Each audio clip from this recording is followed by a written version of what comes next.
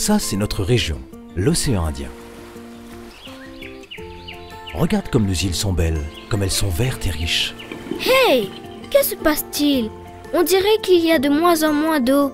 Eh bien ça, c'est le résultat de nos actions. Nous avons eu tort de croire que nos ressources dureraient toujours. Nous avons fait comme si cela ne s'épuiserait jamais. Sauf que ça n'est pas le cas et que l'eau manque maintenant, c'est bien ça? Tout à fait, c'est comme tout le reste, il faut faire attention. Si nous gaspillons l'eau alors que nous en manquons, tu imagines les dégâts pour l'avenir? Tout est lié, tu sais. Mais d'où elle vient l'eau en fait? Le plus souvent, elle vient de la pluie. Il pleut, l'eau tombe dans les cascades, les rivières, les lacs et les sols aussi. Puis l'eau s'évapore. Ça veut dire qu'elle repart dans l'air sous forme de vapeur. Et elle se transforme ensuite en nuage et retombe sous forme de pluie. Et cela en continu, depuis toujours. C'est le cycle de l'eau. Ben il y en aura toujours de l'eau alors. Pourquoi ça changerait? Parce que tout change. Parce que le climat change. Parce que maintenant, il pleut parfois énormément. Puis plus du tout, pendant longtemps.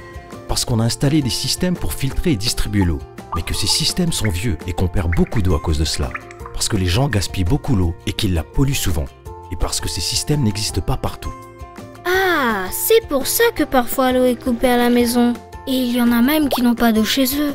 Et ils doivent marcher beaucoup et longtemps pour en trouver.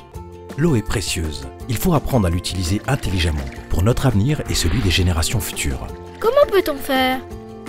On peut déjà commencer par récupérer l'eau de pluie dans des bacs et des réservoirs, pour arroser le jardin, laver les voitures. On peut aussi l'utiliser pour les lessives, les douches, le bain.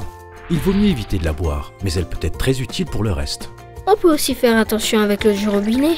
Ne pas la laisser couler quand on se brosse les dents, quand on fait la vaisselle, quand on prend une douche. En voilà de bonnes idées.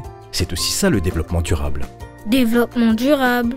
Ça veut dire faire attention à tout ce que nous faisons, en pensant à demain. Et préserver l'eau aujourd'hui, c'est faire en sorte que tes enfants et tes petits-enfants puissent en avoir encore. Tu comprends? On peut déjà réparer tous les circuits pour empêcher les fuites, non? Tout à fait. On peut réparer les circuits ou en installer de nouveaux si on trouve de l'argent. Et choisir des systèmes qui permettent de réduire la pression de l'eau. Et comme ça, il y a moins d'eau qui sort du robinet.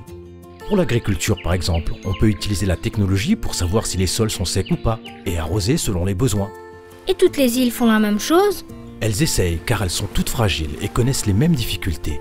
Et elles travaillent ensemble sur des projets communs pour que tout le monde aille dans la même direction. Et pour que nos îles puissent durer encore longtemps. Islands est un projet de la Commission de l'océan Indien pour favoriser le développement durable dans notre région.